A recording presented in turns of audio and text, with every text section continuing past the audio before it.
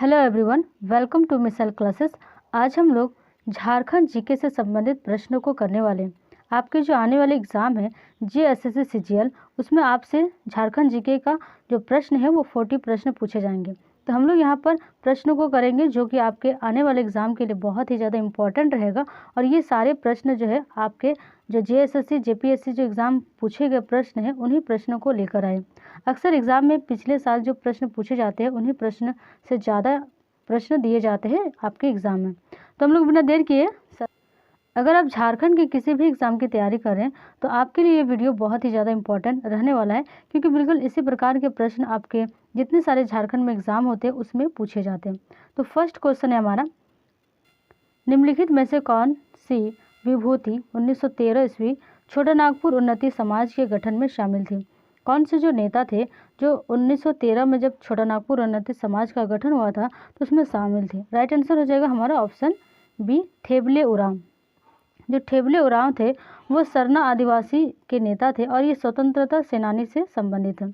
अगर हम बात करें छोटा नागपुर उन्नति समाज का, तो इससे जो छोटा नागपुर उन्नति समाज है इसे ही क्रिश्चियन ऑर्गेनाइजेशन के नाम से भी जाना जाता था। क्रिश्चियन ऑर्गेनाइजेशन के नाम से छोटा नागपुर उन्नति समाज को जाना जाता था।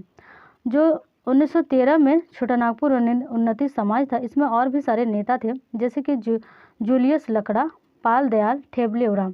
तो इसमें से जो ठेबले उरांव हैं इन्होंने किसान सभा का गठन किया था 1930 में। किसान सभा का गठन झारखंड में 1930 में किया गया था ठेबले उरांव के द्वारा। ये सारे पॉइंट आपको ध्यान में रखना है। चलते हैं अगले प्रश्न की ओर। अगला प्रश्न है, हो समुदाय में वधु मूल्य को क्या कहा जाता है? यहाँ दो नहीं है, इसे हो कर लेना। हो समुदाय में वधु मूल्य को क्या कहा जाता है? तो जो वधु मूल्य होता है ये क्या होता है? यह विवाह भुगतान होता है। यानी जो वर पक्ष और वधु पक्ष होता है तो ये वर पक्ष की ओर से वधु को दिया जाता है, जो धन दिया जाता है इसे ही वधु मूल्य कहते हैं। तो हो जनजाति जो होता है, हो जनजाति वधु मूल्य को क्या कहा जाता है? राइट आंसर हो जाएगा ऑप्शन नंबर डी, गोनम कहा जाता है। गोनम का ही और एक नाम होता है, इसे पोन कहा जाता है। ये दोनों ही नाम याद रखना है, ऑप्शन में आपको कुछ भी मिल सकता है, गोनम या पोन। चलते हैं अगले प्रश्न की ओर। अगला प्रश्न है, झारखंड का कौन सा त्यौहार फूलों का त्यौहार के रूप में भी जाना जाता है? कौन से त्यौहार है जिसे फूलों का त्यौहार भी कहा जाता है? तो राइट आंसर हो जाएगा हमारा option number B, Sarhul. Sarhul जो त्यौहार है वो जनजातियों का सबसे बड़ा त्यौहार माना जाता है सरहुल, और इसको और एक नाम से जाना जाता है बा पर्व। बा पर्व के नाम से भी सरहुल को जाना जाता है, यानी फूलों का त्यौहार।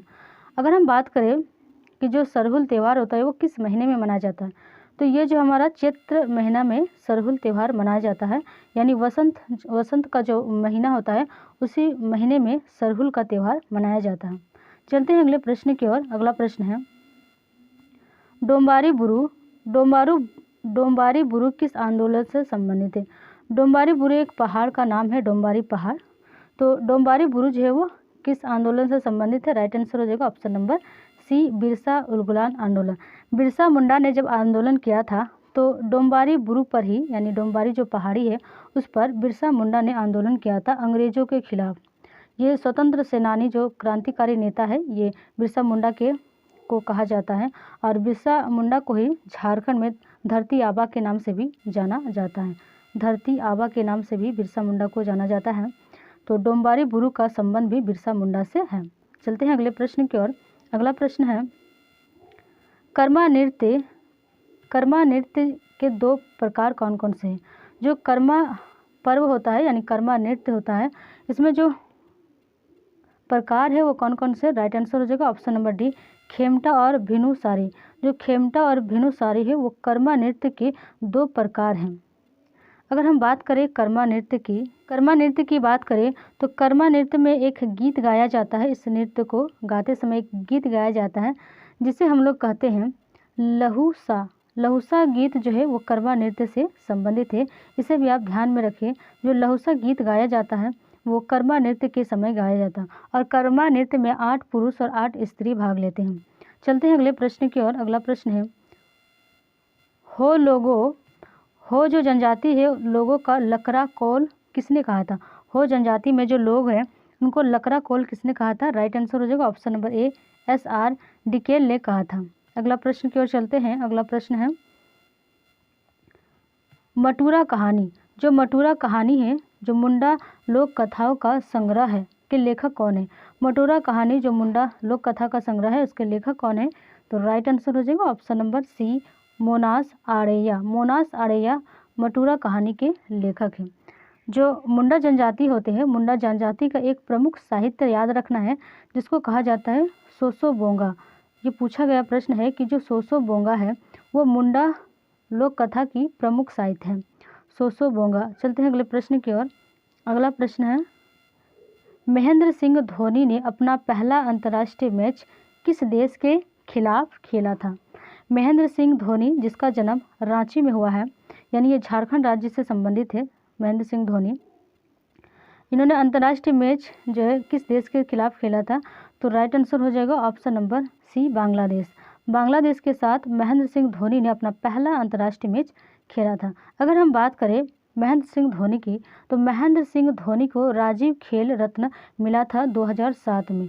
2007 में राजीव गांधी खेल रत्न से सम्मानित किया गया है और 2009 में जो है पद्मश्री से सम्मानित किया गया है महेंद्र सिंह धोनी को। आप सभी को पता है कि महेंद्र सिंह धोनी ने अंतर्राष्ट्रीय क्रिकेट से संन्यास ले लिया है। तो कब लिया है? तो जो महेंद्र सिंह धोनी है उन्होंने 15 अगस्त 2020 को अंतर्राष्ट्रीय क्रिकेट टीम से, अंतर्राष्ट्रीय क्रिकेट जो खेला जाता है उसमें संन्यास ले लिया है। चलते हैं अगले प्रश्न की ओर। अगला प्रश्न है जो छोटा नागपुर काश्तकारी अधिनियम है, छोटा नागपुर काश्तकारी अधिनियम जो है वो कब लागू किया गया था? राइट आंसर हो जाएगा हमारा ऑप्शन नंबर बी, 11 नवंबर 1908 को छोटा नागपुर काश्तकारी अधिनियम को लागू किया गया था। अगले प्रश्न की ओर चलते हैं। अगला प्रश्न है संथाल परगना काश्तकारी अधिनियम की कौन सी धारा रैयत भूमि के विनिमय के बारे में प्रावधान करता है? संथाल परगना में जो काश्तकारी अधिनियम है ये रैयत भूमि के कौन से जो धारा है उसको प्रभावित करता है, प्रावधान किया गया है? तो राइट आंसर हो जाएगा ऑप्शन नंबर ए, धारा 23 जो कि रैयत भूमि के विनिमय के बारे में प्रावधान करती है। अगला प्रश्न की ओर चलते हैं। अगला प्रश्न है संथाल परगना काश्तकारी अधिनियम के अंतर्गत सभी आवेदन दिए जाएंगे। तो किसमें है जो सभी आवेदन दिए जाएंगे? Right answer option number A, वाद हेतु के उत्पन्न होने के 1 साल के भीतर अधिनियम के अंतर्गत सभी आवेदन दिए जाएंगे। अगला प्रश्न है, ये सारे प्रश्न बहुत ही ज़्यादा इम्पोर्टेंट है और आपके आने वाले एग्ज़ाम के लिए एक महत्वपूर्ण साबित होगा। अगला प्रश्न है जोजो हातू जो पश्चिमी सिंहभूम में स्थित है यह किसके लिए प्रसिद्ध है? जो जोजो हातू है वो पश्चिमी सिंहभूम में है, लेकिन किसके लिए प्रसिद्ध है? राइट आंसर हो जाएगा हमारा option number A, chromite. Chromite जो अयस्क है वो जोजो हातू जो पश्चिमी सिंहभूम के क्षेत्र में सबसे ज़्यादा पाया जाता है। ये एक खनिज तत्व है, ये एक खनिज है। अगला प्रश्न की ओर चलते हैं। अगला प्रश्न है झारखंड में यूरेनियम के भंडार मौजूद हैं। कहाँ पर है जो कि झारखंड में यूरेनियम का भंडार है? तो राइट आंसर हो जाएगा ऑप्शन नंबर डी, ये सभी, यानी जादूकोड़ा, नरवा पहाड़, तुराम डी, ये सारे क्षेत्र में यूरेनियम का बहुत ही ज़्यादा भंडार है और यूरेनियम जो है वे एक आणविक खनिज है। अगला प्रश्न की ओर चलते हैं। अगला प्रश्न है मोती झरा जलप्रपात किस नदी पर बना है? जो मोती झरा जलप्रपात है ये किस नदी पर बना है? तो राइट आंसर है ऑप्शन नंबर बी, अजय नदी। अजय नदी का उद्गम स्थल बिहार के मुंगेर जिले से है और ये झारखंड में देवघर से होते हुए बहती है और गंगा नदी में मिल जाती है।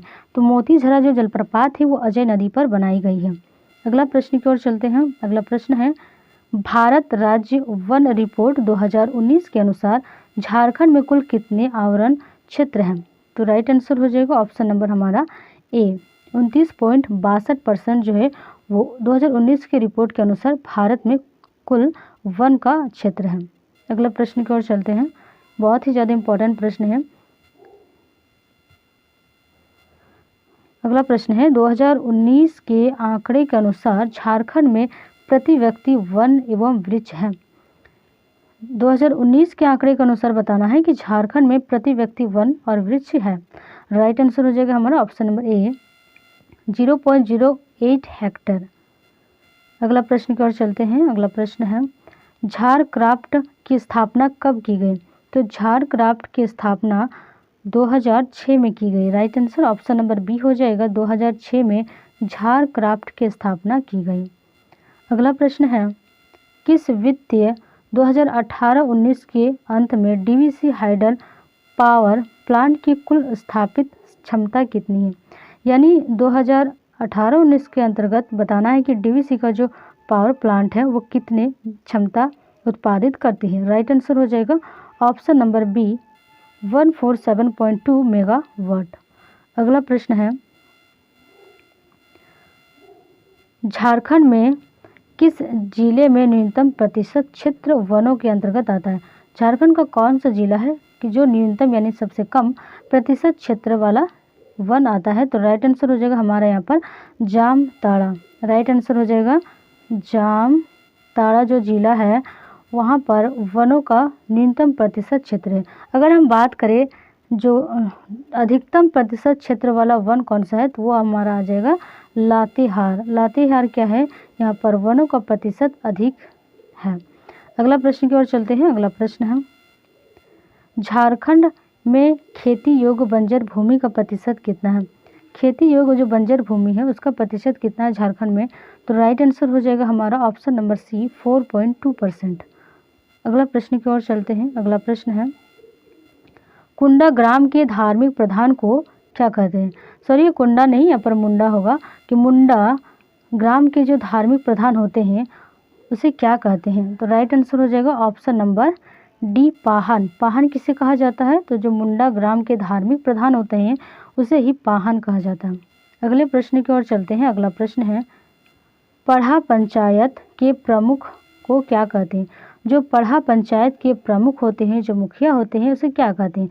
तो पढ़ा पंचायत के प्रमुख को पढ़ा राजा कहते हैं। पढ़ा राजा यानी पढ़क राजा या पढ़ा राजा कहते हैं।